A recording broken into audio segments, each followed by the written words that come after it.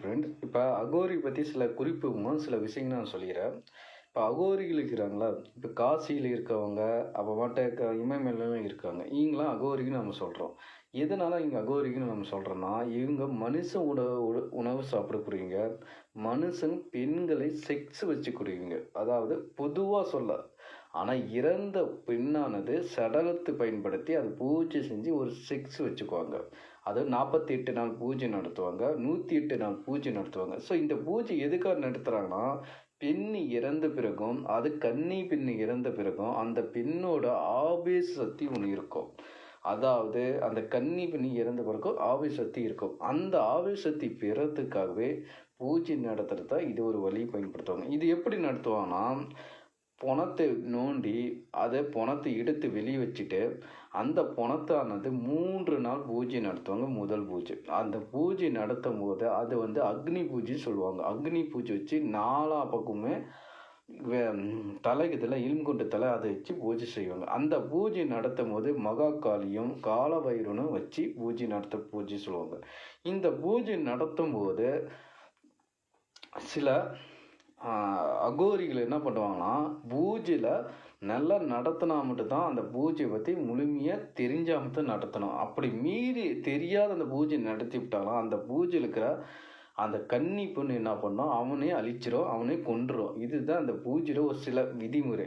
பூஜை மாற்றி நடத்தக்கூடாது, ஒரே பூஜையாக இருக்கணும், ஒரே இடத்துல நடத்தணும். அதுக்கு எந்த நேரம் எந்த காலத்தை நடத்துவாங்க சொல்லி சில இருக்கிறது. அப்போனா அகோரிகளுக்கு வந்து இந்த மாரி விஷயம்லாம் செய்வாங்க. இந்த பூஜை நடத்தும் போது எப்படின்னா, இந்த பூஜைக்குள்ளே ஒரு ஒரு அடக்க நிலை இருக்குது. அப்போ தான் அகோரிக்கு நடத்த ஒரு பூஜை வந்து ஒரு அடக்க நிலை. அந்த பூஜை வந்து மற்றவங்க யாருக்கும் தெரியக்கூடாது.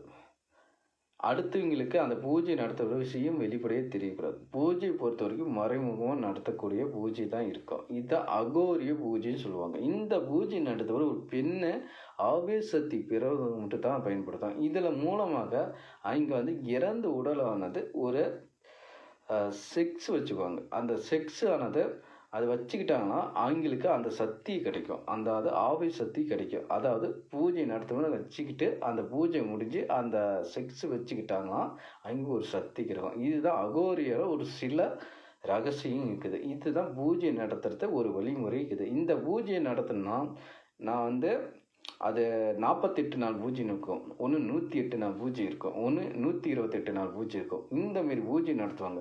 இப்போ இந்த 128 நாள் பூஜை நடத்துகிறாங்க, சரி. அந்த உடம்பு அழுகுமா இல்லை நாத்தடிக்கும், அது எப்படி இந்த மாரி விஷயங்கள்லாம் செய்வாங்க சொல்கிறேன். சில பேர் கேள்வி கேட்கலாம். நம்ம உடலில் நமக்கு ஒரு ரசாயன இருக்குது. அந்த உடலை தான் நம்ம எதிர்ப்பு சக்தி அதிகமாக தரும். அப்போனா நம்ம உடம்புல ஒரு ரசாயன எண்ணெய் இருக்குதுல்ல, அந்த எண்ணெயை உடம்பை புழிஞ்சிட்டு எடுப்பாங்க. அந்த புழிஞ்சு எடுக்கிற எண்ணெய் ஒரு மூலிகை வச்சு அதை பயன்படுத்தி செய்வாங்க.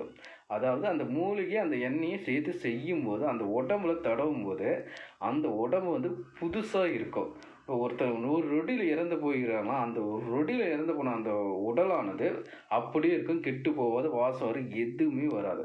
இதுமாரி தான் அந்த எண்ணெய் வந்து அந்த பெண்களுக்கு தடுவாங்க. அப்படி தடவும் போது 128 நாள் அந்த உடல் வந்து தடவிக்கிட்டே இருக்கும்போது அந்த பூஜை நடத்தி முடிச்சு அந்த ஒரு விஷயம் செய்யறதுக்கு கொஞ்சம் வாய்ப்பு இருக்குது.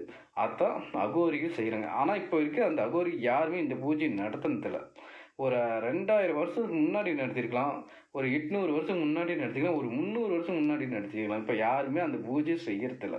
ஆனால் இப்போ வரைக்கும் இப்போ அந்த மாரி பூஜை நடத்துறதில்ல, இந்த பூஜை நடத்தவும் முடியாது. ஏன்னா இந்த பூஜை நடத்தினா முற்றுமே அறிந்திருக்கணும்.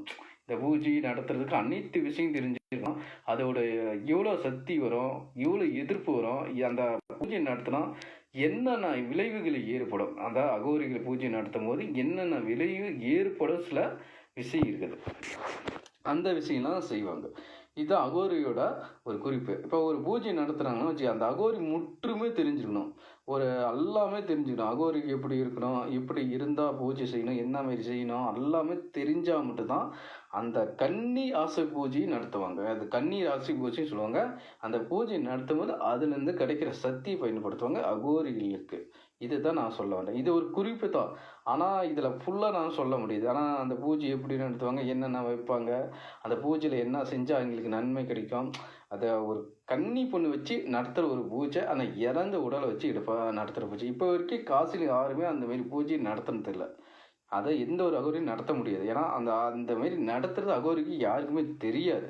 ஒரு 300 400 ஆண்டுகள் வாழ்ந்தவங்கள நடத்தியிருக்கலாம். அதுதான் நான் இப்போ சொன்னேன்.